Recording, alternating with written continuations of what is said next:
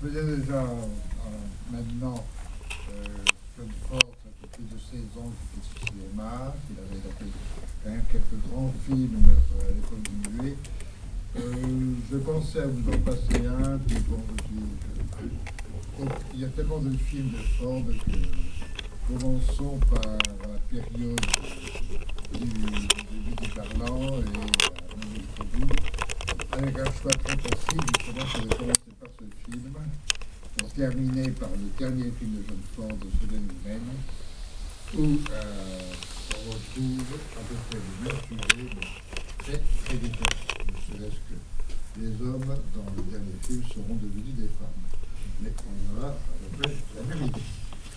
Qu'est-ce que vous allez faire là où on n'a pas besoin de vous? Qu'allez-vous faire dans ce désert?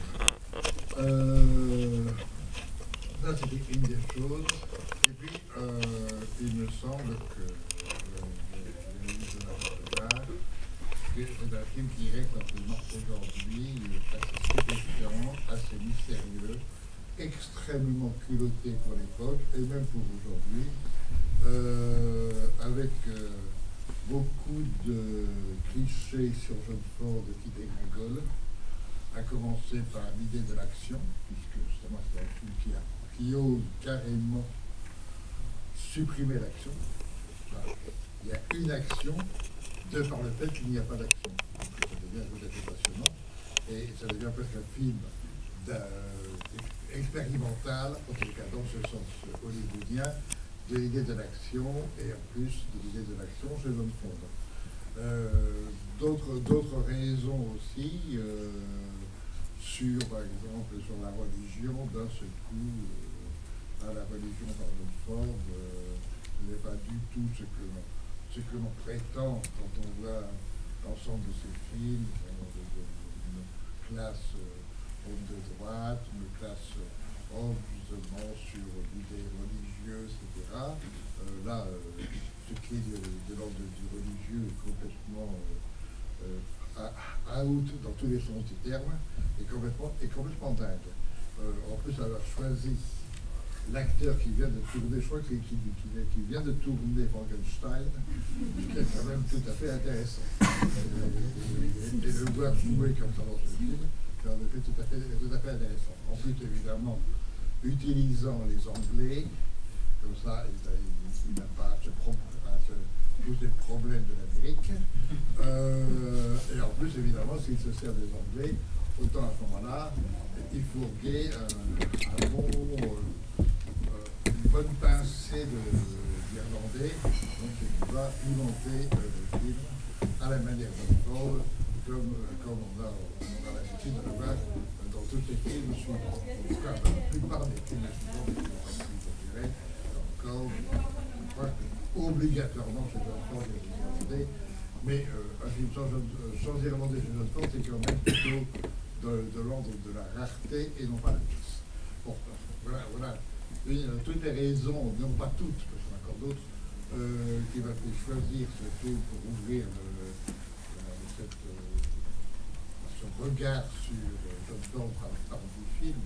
Évidemment qu'il en faudrait au moins une quarantaine pour avoir un meilleur aperçu de l'œuvre de John Ford, mais c'est une œuvre immense et donc autant commencer par un film que la plupart d'entre vous, je pense, ne connaissaient pas, n'avaient pas vu, et d'autre part, un film qui, je l'espère, vous a quand même sidéré, peut-être même ennuyé, après tout, je n'en sais rien, mais en tout cas, je trouve ça un film magnifique, quand on va voir avec aussi, avec l'aide de genre de qualité de Nichols pour le scénario, le dialogue, Max Steiner pour la musique, etc. L'intérêt de voir, on en parlera un peu plus dans 3 films plus tard, on en parlera avec le Mouchat, c'est-à-dire le rôle de la musique dans certains films de John Ford, en tant que soutien presque de ballade, si on veut, en tant que musique qui soutient, ou même, on l'aura un peu plus tard avec le Mouchat, le côté opéra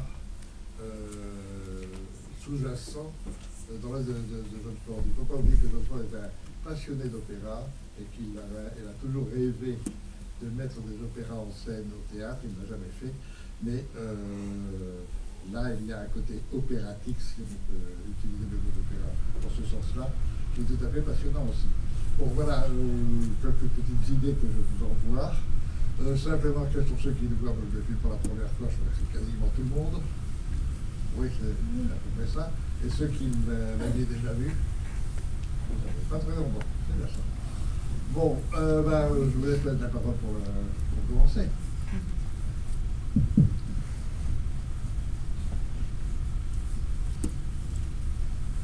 Bon, je vois que ce grand silence est éloquent.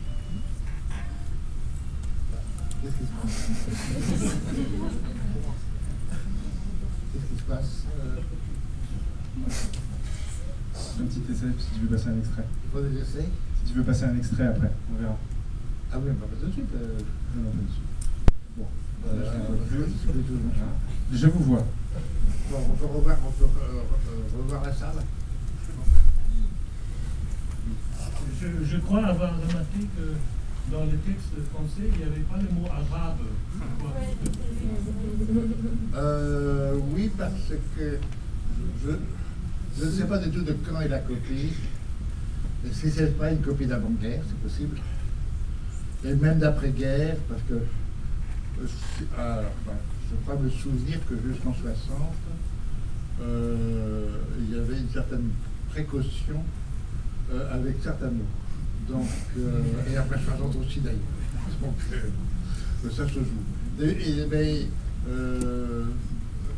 Ça, c'est quand même un film stupéfiant, où l'action qui est évidemment sur un film d'action, où il y a d'un côté un groupe qui forcément en inimitié avec un autre groupe, que ce soit des Indiens, que ce soit enfin, n'importe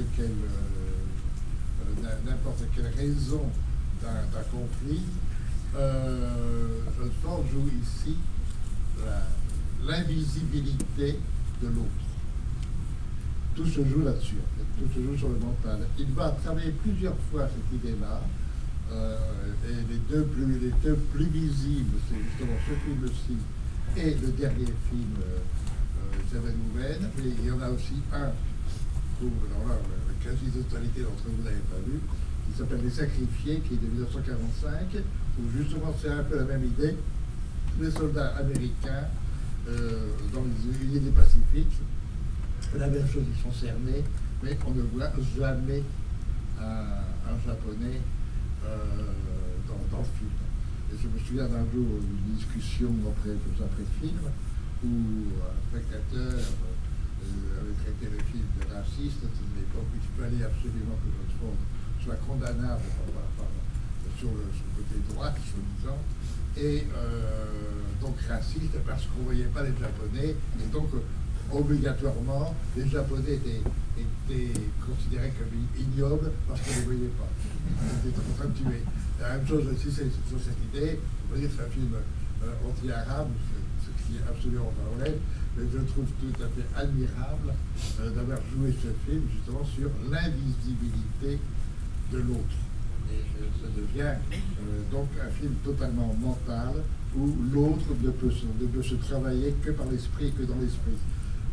D'où l'importance évidemment des confessions, puisque tout le film est fait sur une succession de confessions que les individus font d'eux-mêmes, et en même temps donc révélant à chacun leur désir d'être dans un groupe et cette impossibilité d'être lié au groupe.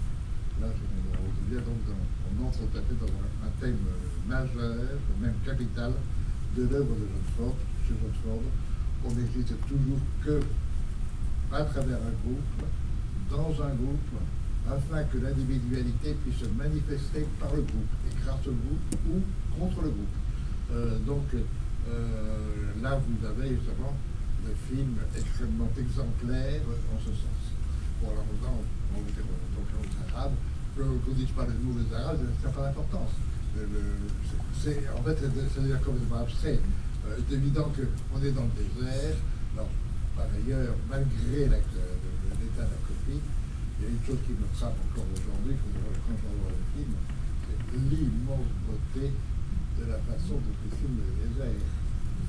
Avec justement, on en parlera encore beaucoup plus tard, etc., sur la construction chez John Ford, et en particulier des lignes chez John Ford entre la verticale, l'horizontale, la perpendiculaire, les obliques, etc. Et en général, plutôt travailler, rappelez-vous, entre autres, le décor qui va lancer, en particulier dans le western, le décor de Monument Valley, où au contraire ce sont des rochers, etc.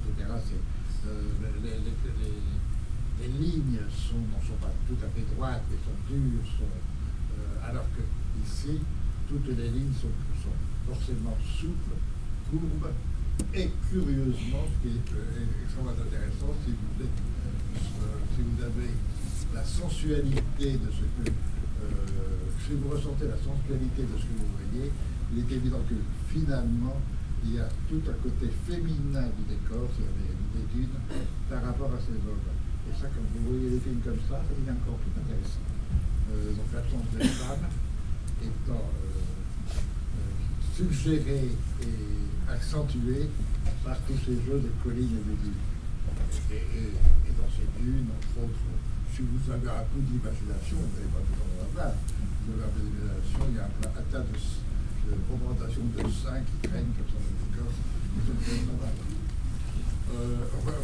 Amusez-vous à voir un film, ça vaut le coup.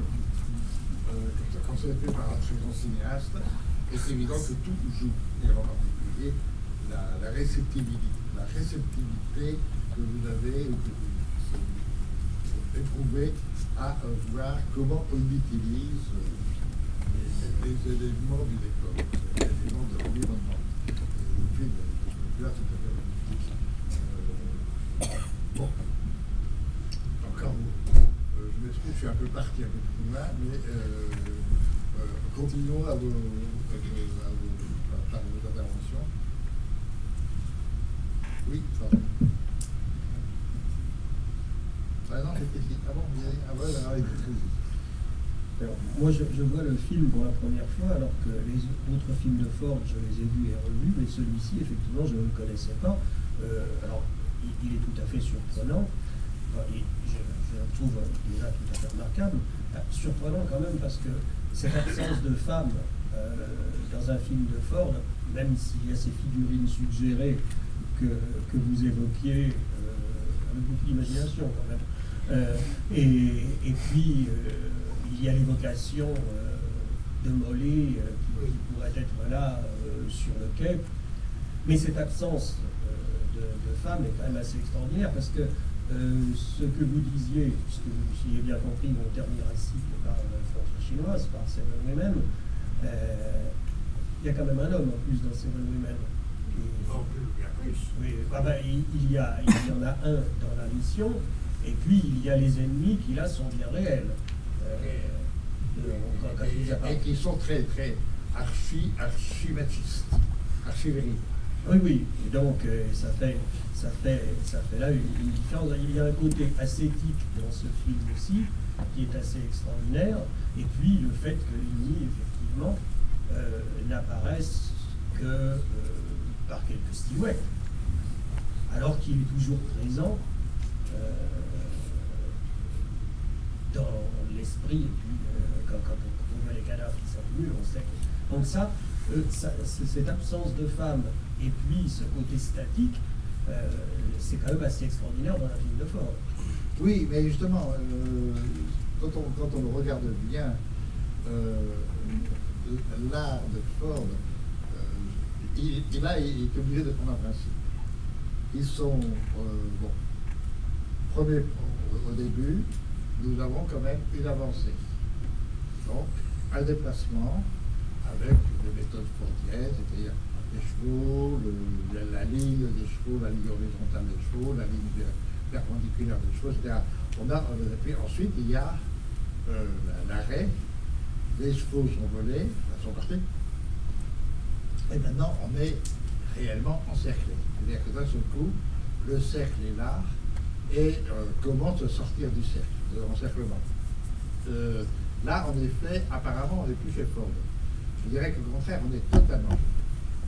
On est dans l'enfermement à l'intérieur de soi-même, ou à l'intérieur des sociétés, de ses règles, à l'intérieur de tout ce qui, finalement, empêche de sortir, empêche d'aller. Toute la défense est faite là-dessus. C'est à la fois, il est absolument nécessaire que le groupe, avec ses lois, avec ses règles, donc de l'enfermement dans un système, dans un monde, par rapport aussi à soi-même, soit présent, et en même temps, ce qui est la quasi-totalité des autres œuvres de Ford, pas toutes, mais de beaucoup d'autres, il faut sortir de là et aller ailleurs. Alors, quand on verra la chevauchée fantastique, c'est entièrement ça là-dessus. Comment sortir et comment aller ailleurs et comment aller vers l'autre ou les autres.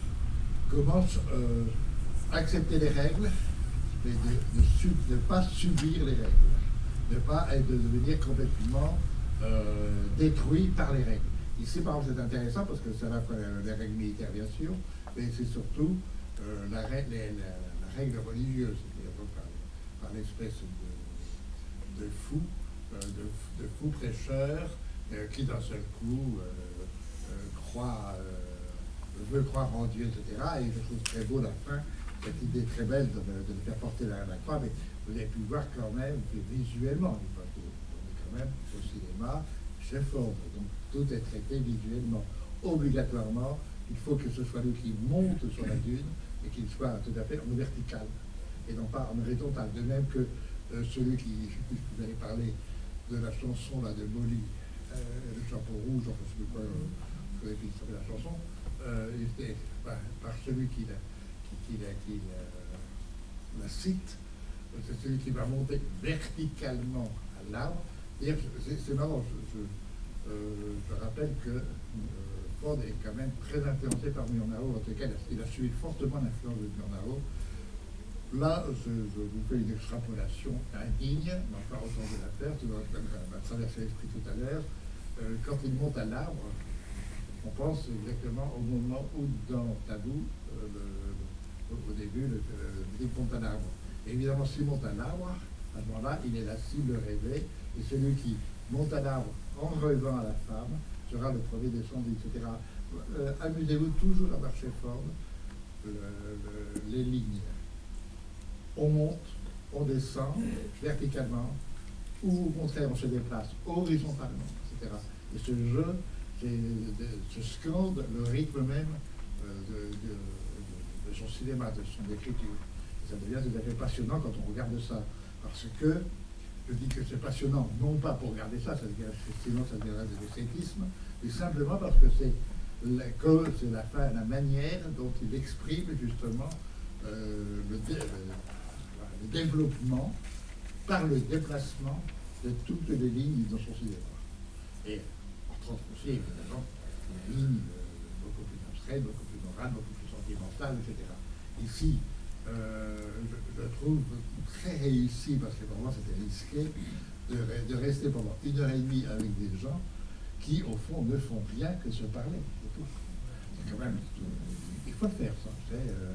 Et je sais pas, je n'ai pas entendu pour l'instant encore des cris défavorables au film, mais on peut très bien ne pas supporter cette façon de traiter l'action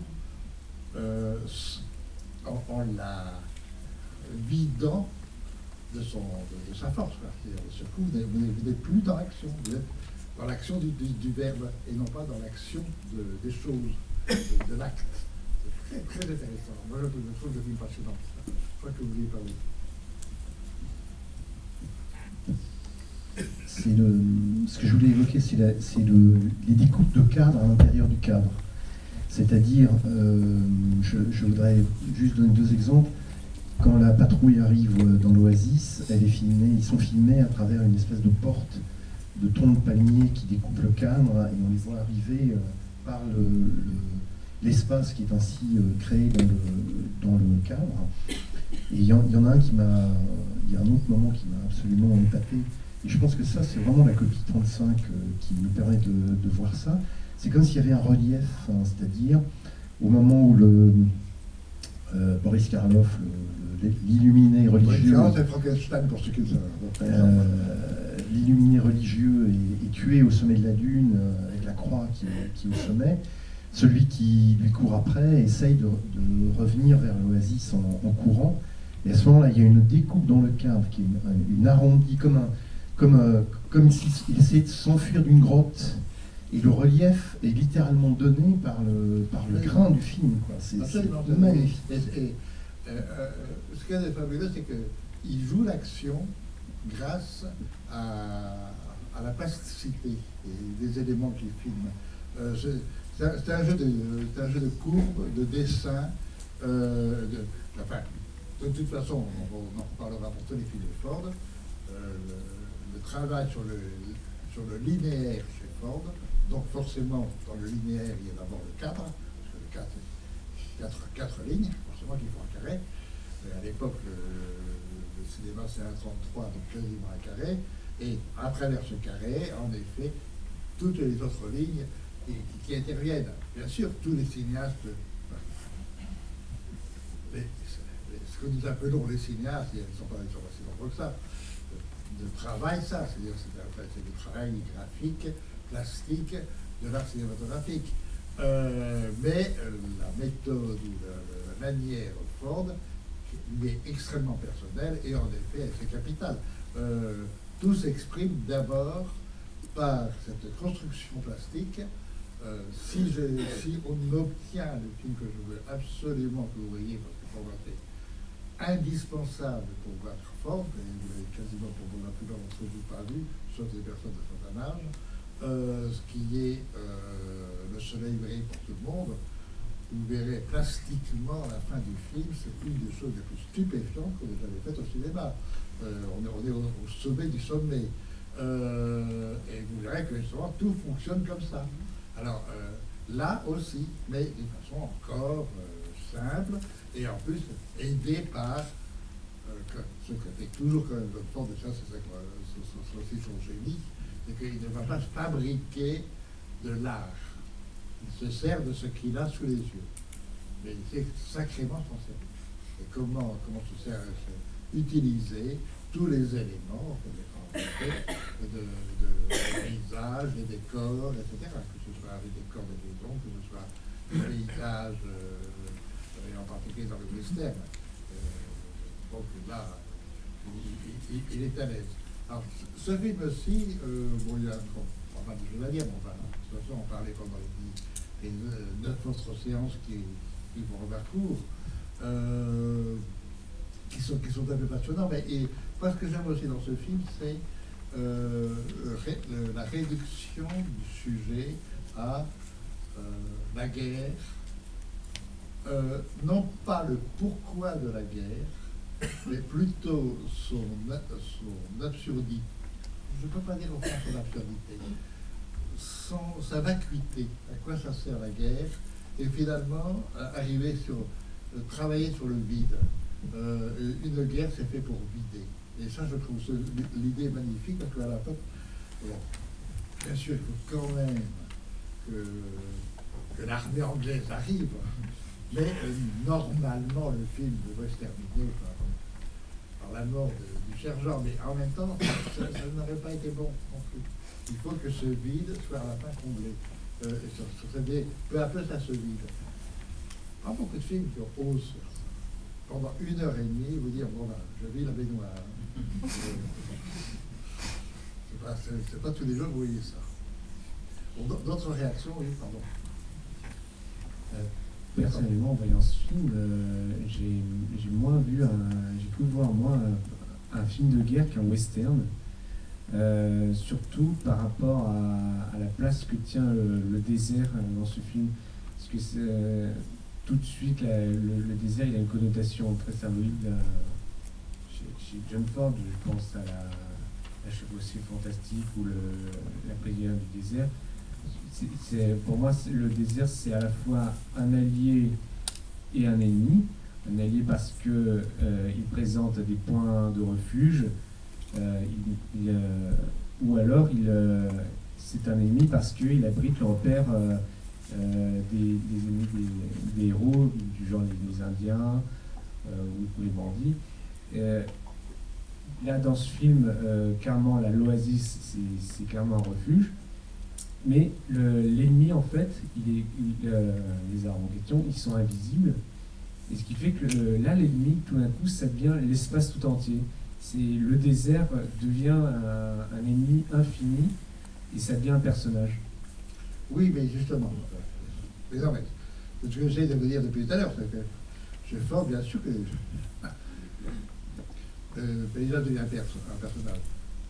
Reprenons les choses un peu avant, puisque nous sommes en 64, remontons 25 ans avant, c'est-à-dire remontons à Griffiths, qui a évidemment marqué, il ne faut pas oublier que quand même l'importance, l'importance de Griffiths en cinéma. Aujourd'hui, vous ne voyez plus de films de Griffiths parce que les gens ont un peu... Mais Griffiths, c'est quand même celui qui a marqué tout le cinéma de cette époque-là. C'est-à-dire que John Ford est marqué par Chaplin, qui a d'ailleurs monté sa maison de production des artistes associés avec Griffiths, est marqué par Griffiths. Tous sans exception sont marqués par Griffiths.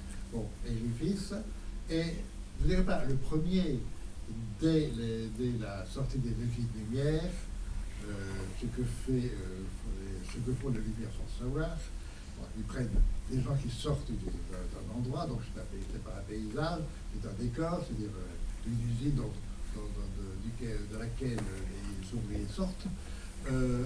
Vous avez d'emblée un paysage qui joue une action dramatique. On a mis plus de 15 ans, forcément, à comprendre que la différence que le cinéma apportait avec le théâtre. Et pendant ces 15 ans, ça a été en même temps très théâtral. C'est-à-dire qu'on filmait des scénettes jouées de façon très théâtrale. Regardez les films de Méliès, archi-théâtral, la façon de filmer, etc.